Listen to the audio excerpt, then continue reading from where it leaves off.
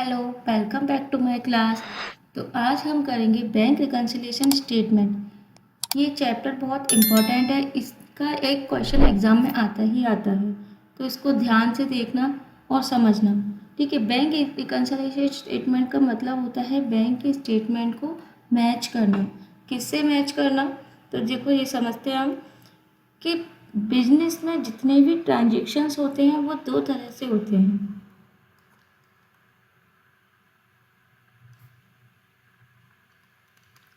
कैसे होते हैं?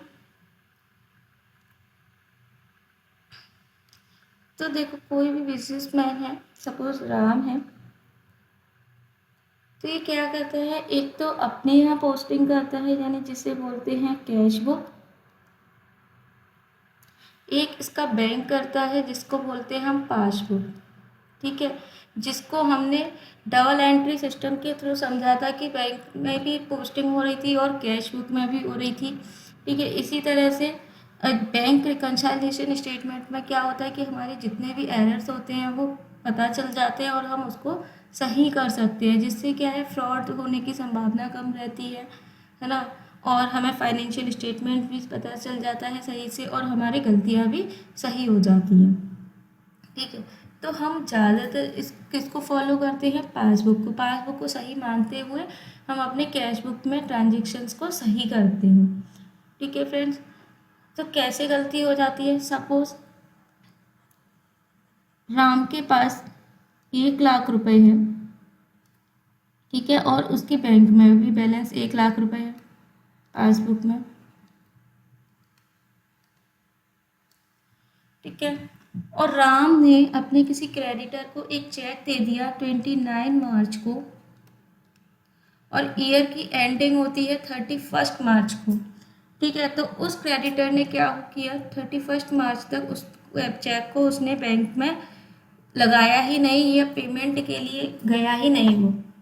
ठीक है।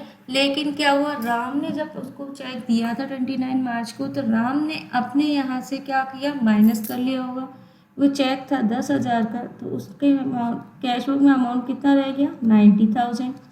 लेकिन जब वो बैंक में गया ही नहीं, तो क्या बैंक अपने यहाँ से माइनस करेगी बैलेंस? नहीं करेगी। तो बैंक के यहाँ बैलेंस कितना शो होगा पासबुक में? 1 लाख रुपए। तो यहाँ मिस्टेक आ जाएगी, या बैलेंस में मिसमैच हो जाएगा। तो फिर कि राम क्या करेगा? उसको अपने पासबुक से देखते हुए अपने कैश बुक में 10,000 रुपये बढ़ा लेगा।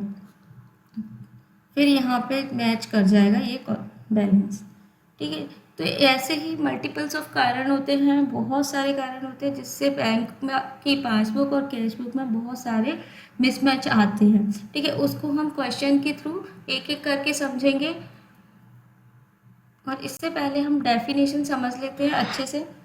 ठीक है। What is a reconciliation statement? Reconciliation statement क्या होता है?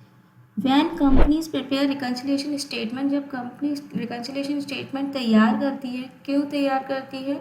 टू टैली बैंक स्टेटमेंट और इंटरनल रिकॉर्ड्स।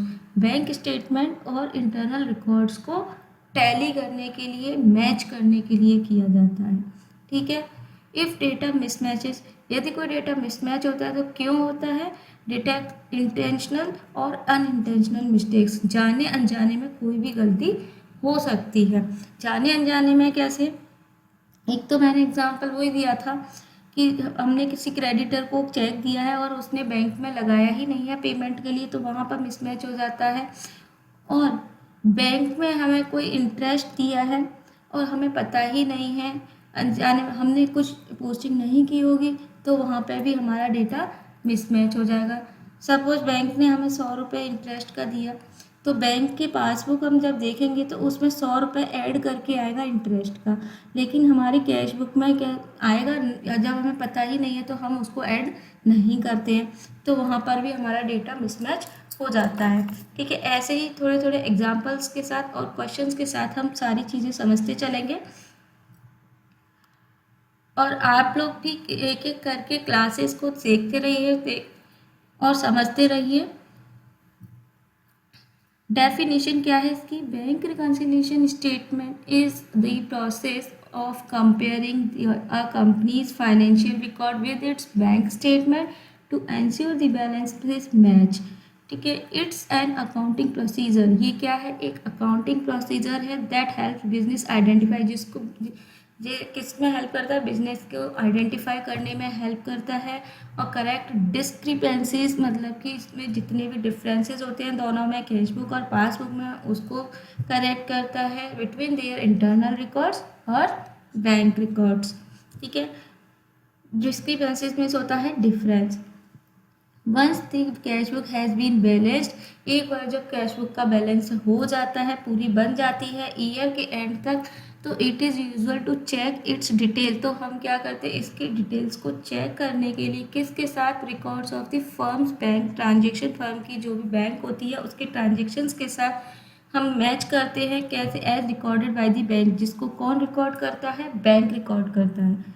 ठीक है। To enable this check the cashier needs to ensure the cash book, और उसको चेक करने के लिए कैशियर को किसकी ज़रूरत होती है, कैश बुक की ज़रूरत होती है, इस कम्प्लीटली अप टू डेट, और उसको अप टू डेट एक एक डेट के अकॉर्डिंग उसके स्टेटमेंट्स को चेक करता है वो। और रिसेंट बैंक स्टेटमेंट और a bank passbook has been obtained from the bank, a bank statement और a bank passbook is a copy of bank account, bank account की कॉपी होती है बैंक पासबुक। ठीक है। As shown by the bank records, जिसमें सारे bank records को दिखाया जाता है date wise. This enable the bank customers to check their funds in the bank regularly, जिससे की हेल्प से बैंक का जो भी कस्टमर होता है वो अपनी ट्रांजेक्शन्स को चेक कर सकता है daily, update and their own records of transactions that have, और जो भी ट्रांजेक्शन्स उसने किए हैं उसको वो देख सकता है, अपडेट कर सकता है। ठीक है फ्रेंड्स। इसके बाद है कि why do we need a bank reconciliation, इसकी हमें ज़रूरत क्यों पड़ती है, हम क्यों बनाए बैंक रिकन्सिलेशन। तो थोड़े दो एग्जांपल्स हमने अभी दिए थे और उसके और एग्जांपल्स करते हैं। पहले इसको समझ लेते हैं क्यों बनाए। आइडेंटिफाई डिस्क्रिपेंसीज, डिस्क्रिपेंसीज को आइडेंटिफाई करने के लिए, यानी कि डिफरेंस को आइडेंटिफाई करने के लिए, और अगर कोई डिफरेंस आता है तो हम उसको सही भी कर सकते हैं। ठीक है। Ensure accuracy bye identifying differences between the firms cash book and the bank statement. ठीक है। अभी हमने एग्जाम्पल भी किया था इसका। Detect errors, detect errors means errors को पता लगाने के लिए, और उसका पता लग जाता है तो हम उसको हाल के हल सही भी कर सकते हैं। Help identify and correct errors, इसकी हेल्प से क्या होता है, बैंक रिकन्सिलेशन की हेल्प से हमें जो भी हमारी गलती होती है वो हम पता कर लेते हैं और हम उसको सही ट्रांजेक्शन कर लेते हैं in recording transactions bye either the bank और द फर्म। ठीक है। प्रिवेंट फ्रॉड, और हमारे साथ जो भी फ्रॉड्स होते हैं वो भी हम पता कर सकते हैं। Act as a control measure, उसको कंट्रोल कर सकते हैं टू डिटेक्ट अनऑथराइज्ड और फ्रॉडुलेंट ट्रांजेक्शन्स। ठीक है। हमारे जो भी फ्रॉड ट्रांजेक्शन्स होते हैं उसका भी हम पता लगा सकते हैं। ठीक है। नेक्स्ट है track outstanding items, outstanding items को भी ट्रैक कर सकते हैं। हाईलाइट अनप्रेजेंटेड चेक्स और deposit not yet cleared bye the bank, जैसा कि हमने पहले एग्जांपल किया था कि राम था, उसने अपने क्रेडिटर को क्या दिया था, चेक दिया था 29 मार्च को, है ना, लेकिन 31 मार्च जो कि साल का एंड दिन होता है उसमें उसने अपने कैश बुक तैयार की थी, तो उसने क्या किया, 29 मार्च को ही अपने कैश बुक में से बैलेंस माइनस कर लिया था। ठीक है।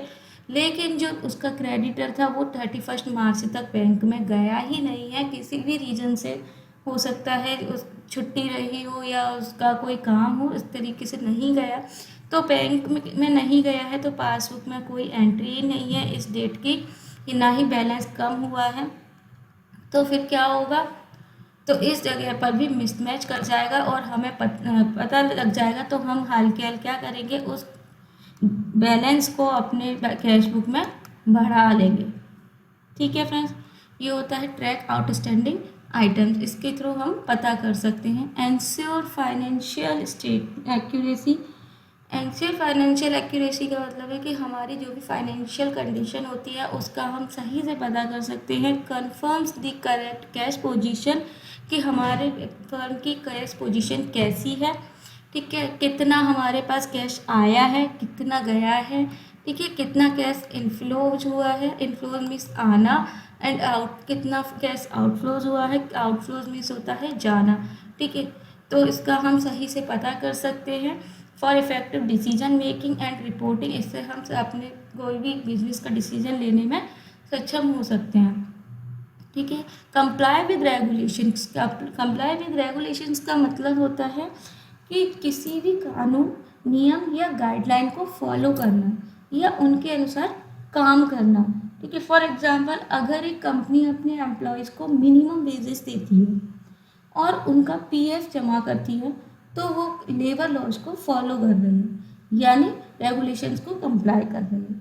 फॉर मोर वन एग्जांपल, अगर कोई व्यक्ति राम है, ठीक है, वो गाड़ी चला रहा है और ट्रैफिक रूल्स को फॉलो कर रहा है, ठीक है, जैसे सीट बेल्ट लगाना, स्पीड लिमिट का ध्यान रखना, तो वो क्या है, रेगुलेशंस को कंप्लायंस कर रहा है, यानी कि नियम और गाइडलाइन को फॉलो करना। ठीक है। मीट्स स्टेचुरी और audit requirements for accurate financial records, तो जो भी हमारा ऑडिटर होता है या अकाउंटेंट होता है, उसको क्या करते हैं, हम सही एक्यूरेट फाइनेंशियल रिकॉर्ड्स अपने यहाँ की कंपनी के दे सकते हैं। ठीक है। आई होप आपको बहुत अच्छे से समझ में आ रहा होगा। ये है फॉर्मेट बैंक रिकन्सिलिएशन स्टेटमेंट का, जिसको हम क्वेश्चन के थ्रू एक एक पॉइंट के साथ समझेंगे। ठीक है। इसके लिए बने रहिएगा मेरे साथ, मेरे चैनल निधि's क्लासेस में। आई होप आपको बहुत अच्छे से समझ में आया होगा। अगर समझ में आया है तो please like, share and subscribe. Thank you.